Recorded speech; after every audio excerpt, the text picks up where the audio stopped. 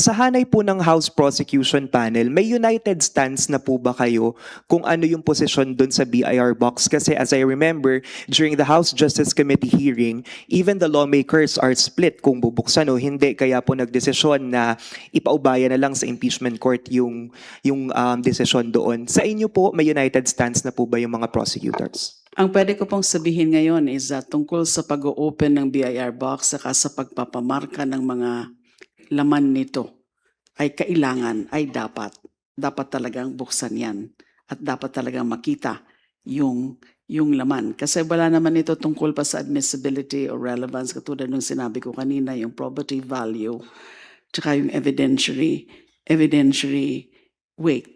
So, yun po ang aming posisyon.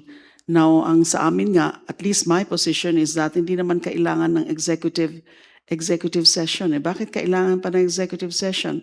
Yun lang naman ang gagawin muna.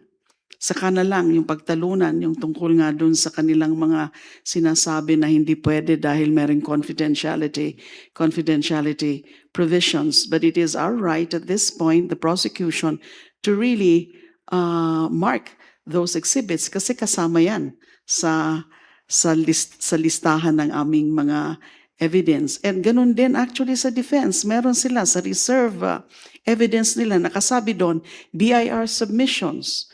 So baka kasama yan.